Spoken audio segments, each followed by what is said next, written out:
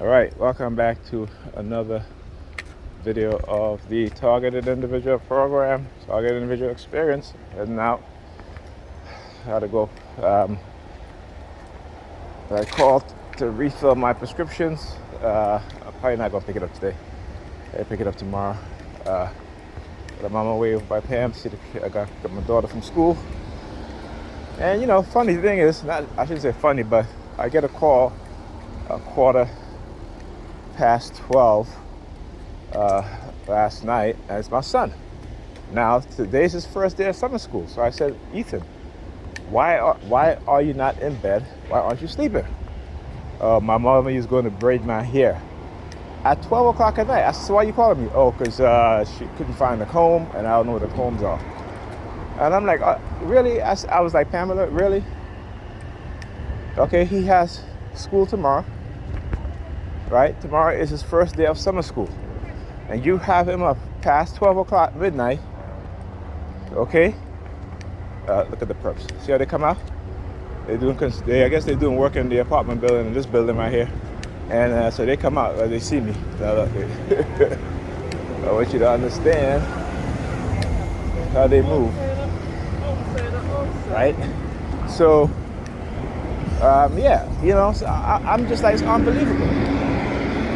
No concern of their education, of getting to bed on time. And this is why they missed so many days of school.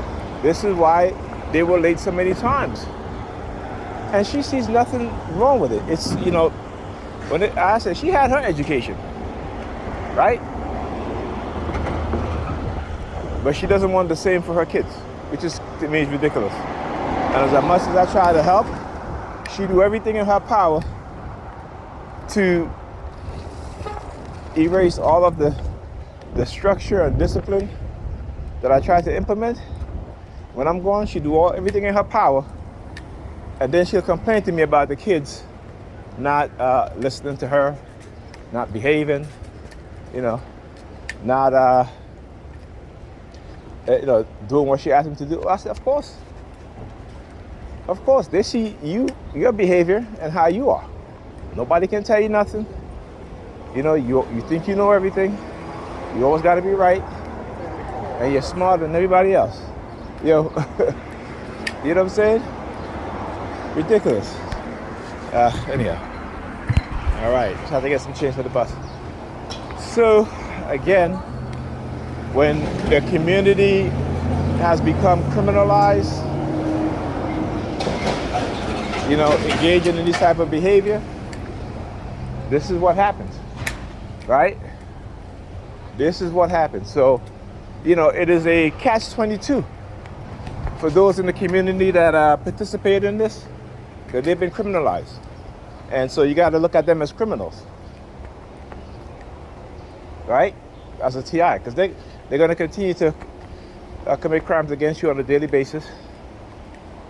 And so you got to look at this as that, right? It is a crime against you. Conspiracy against your rights. Remember that. Conspiracy against your rights. Okay? This is what they engage in. That's the criminal activity that they engage in. And those within law enforcement has empowered them.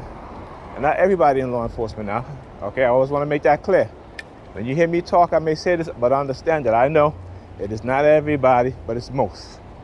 Just as it's not everybody in your neighborhood, in the society, but it's most. Okay?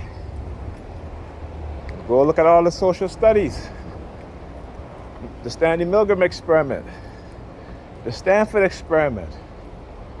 The Darren Brown experiment. Though it may not be in a lab setting, it was to show how humanity will always revert back to its savage self.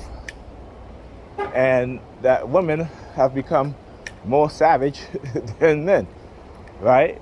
When you put them in a situation where they can control the outcome of a person's life, the vast majority of women choose to destroy a person's life, particularly if it's a man.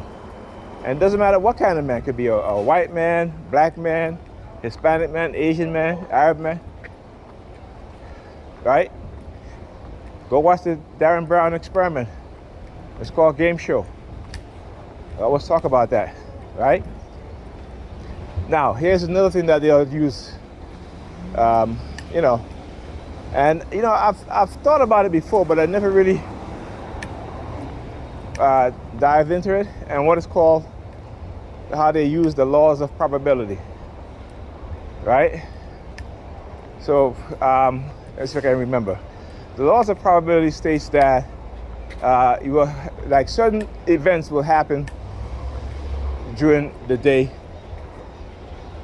during the week, a month, a year, what have you, right? So let's talk about how they use numbers and use the laws of probability. Okay, so for example, I'll give you an example. So when I left Pam's house last night,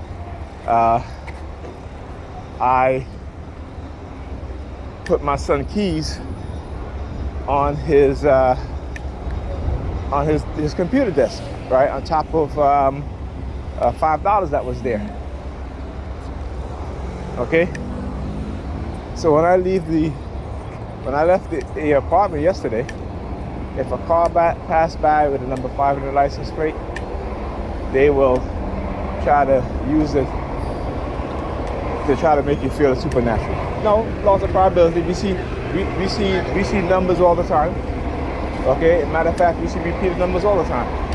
You could have $80 in your wallet, right? When you come aside, you will probably see the number 80 wherever it is that you're going, right? Because it's a high probability. You have high probability and you have a low probability. So to try to get you to condition in some ways that where you try to make you believe that something supernatural is going on. It's not supernatural. They use science. They use science and the laws of science to manipulate us, right? This is why they want us to be highly religious. Because when religious people don't understand science, you can use science to indoctrinate them even more into religion. But you cannot use religion, okay, to figure out, right, the scientific meaning or the natural meaning of things. You can't do that. This is why, particularly for my people, black people, we are highly religious, and particularly black women, they are highly religious. And they're the most religious of all people, right? So, you know, when you begin to understand, you study these things, you begin to understand how these things work and how they manipulate things and move things, you know, behind the scenes. You understand. I talk about those prosperity features in the 80s and 90s. They will send little spies to a town or city that they were going to have a revival at, and they will interview people, you know, they will use manipulation. For example, they may see you walking on the street, they may say, okay, he has a cane, let me talk to him for a little bit because, you know, we're going to invite him, you know, make sure he comes. And if he does come, we're going to lay hands on him and heal his back, right? Now we know that's not true. My mother, when I first started experiencing my back spasms and my back pain,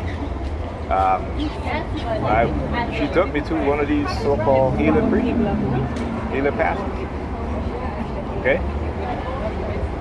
Lay the hands on your back and you're going to be healed and all this nonsense. But it's not true.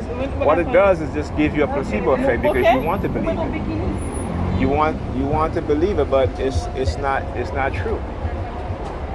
Now look, he coming with the keys. Remember I just talked about my son keys? So he couldn't find the keys this morning, and she couldn't find the key this morning.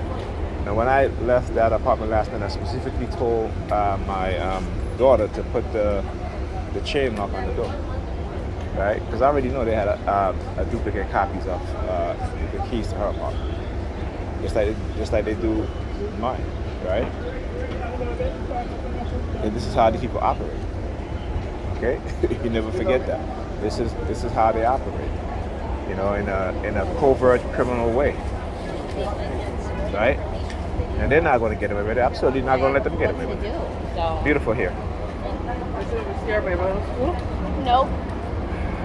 Yeah, you know, so that's what it, you know, again, when you actually, but once you show them that you're not afraid, you know, remember, you could die too, they could die too. They're not immune from death. Their skin is not bulletproof. I'm telling you, folks said or knife proof. You know what I'm saying? It's not. So, you know, understand that. Take away, remove your fear of death, and, you know, and once you do that, you'll understand that they fear it more than you.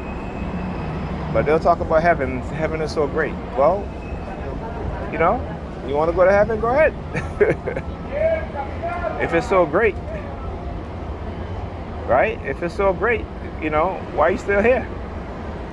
You're struggling, you're bad health. You telling me heaven is so great, and then, you know, then you should remove yourself, right? And I don't mean that, right? I'm just speaking, okay? So don't take my word for them. Go do that, okay? I'm just speaking metaphorically. I'm just saying that this is what they believe, but yet, you know, they'll do whatever they can to save their life, right? Okay. You know what the people need weights, right? And you don't want me to interrupt your rest. Yeah, that's what we're headed to. You know, the percentages of black women becoming bisexual and being lesbian is probably hit about the 30% mark right now. Right?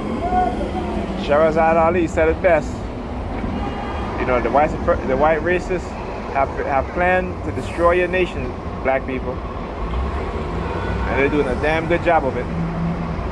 They're doing a damn good job of it.